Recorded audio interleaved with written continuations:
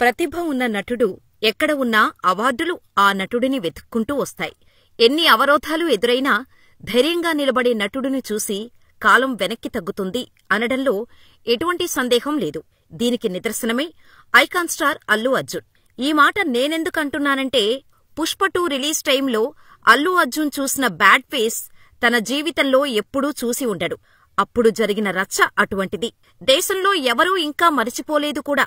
Pushpa 2 cinema రిలీజ్కు ముందు రోజు సంధ్యా theatre వద్ద ప్రీమియర్ షో సందర్భంగా జరిగిన తొక్కిసలాటతో రేవతి అనే మహిళ చనిపోవటం, ఆమె కుమారుడు ఆస్పత్రి పాలు కావటం, దీనిపై పెద్ద ఎత్తున ఆరోపణలు రావటం, తొక్కిసలాట జరగటానికి అల్లు అర్జునే కారణమని తెలంగాణ పోలీసులు అల్లు అర్జున్ని అరెస్ట్ చేసి జైలుకు పంపడం, ప్రభుత్వం అన్యాయంగా అరెస్ట్ చేసిందన్నట్టు ప్రచారం జరగటంతో ఏకంగా ముఖ్యమంత్రి రేవంత్ రెడ్డికి చిర్రెత్తుకొచ్చి ఏకంగా అసెంబ్లీలో అల్లు అర్జున్ తీరుపై తీవ్రస్థాయిలో మండిపడ్డారు.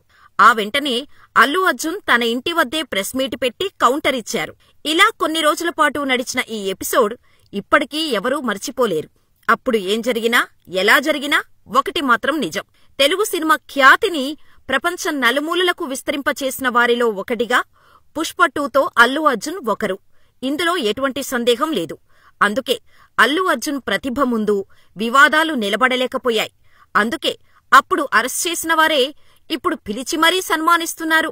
ఎవరైతే ఆ రోజు అల్లు అర్జున్ని తప్పుపట్టారో అందరికీ తన మార్కు చూపిస్తున్నాడు.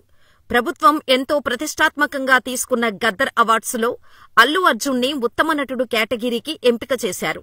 పుష్ప 2 సినిమాలో అద్భుతంగా నటించినందుకు తెలంగాణ సర్కార్ అల్లు అర్జున్ని ఉత్తమ నటుడి కేటగిరీకి ఎంపిక చేసింది.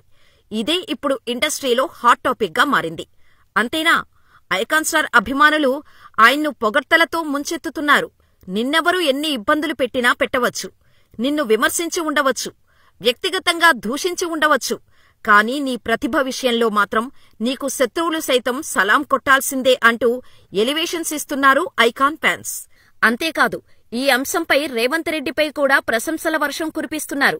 సీఎం రేవంత్ రెడ్డికి అల్లు అర్జున్పై కోపం ఇప్పటికీ ఉండి ఉండొచ్చేమో, కాని ఆయన కోపాన్ని ప్రతిభ విషయంలో వివక్ష చూపించలేదు. ఇది ఎంతో మెచ్చుకోదగ్గ విషయమంటూ అల్లు అర్జున్ అభిమానులు, నెటిజన్స్ కొనియాడుతున్నారు. అంతేనా, అల్లు అర్జున్కి ఉత్తమ నటుడిగా అవార్డు ప్రకటించడంతో ఆయనపై కానీ సినీ ఇండస్ట్రీపై కానీ తనకెలాంటి కోపం, పగ లేదని రేవంత్ రెడ్డి క్లారిటీ ఇచ్చినట్టయింది కూడా. అయితే గద్దర్ అవార్డులను రాజకీయ కోణాలు, వ్యక్తిగత సంబంధాలను బట్టి నిర్ణయించలేదని, జయసుధా నేతృత్వంలోని జ్యూరీ టాలెంట్ చూసి మాత్రమే అవార్డులు ప్రకటించింది తప్ప ప్రభుత్వ సిఫార్సులను బట్టి కాదని కొందరు అభిప్రాయపడుతున్నారు. ఇదిలా ఉంటే ఇక్కడ ఇంకో ప్రశ్న అందరినీ వేధిస్తోంది. అల్లు అర్జున్ ఈ అవార్డు తీసుకుంటాడా లేదా? అసలు అవార్డు ఫంక్షన్కి వస్తాడా? లేకపోతే ఆయనకు బదులుగా తన తండ్రి అల్లు అరవింద్ను పంపిస్తాడా? అసలు ఏం జరగబోతోంది అనేది అందరిలో ఓ సస్పెన్స్ క్రియేట్ చేస్తుంది. ఏం జరుగుతుందో తెలియాలంటే జూన్ 14న గద్దర్ అవార్డుల ప్రదానం వరకు వేచి చూడాల్సిందే.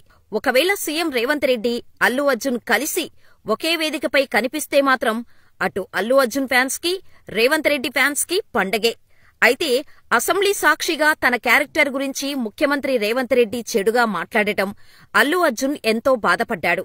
ఇప్పుడు అవన్నీ మర్చిపోయి ఈ ఈవెంట్కు వస్తాడో లేదో వేచి చూడాల్సిందే. మరి మీరేమనుకుంటున్నారు? అల్లు అర్జున్ అన్నీ పక్కన పెట్టేసి గద్దర్ అవార్డు తీసుకోటానికి వస్తాడని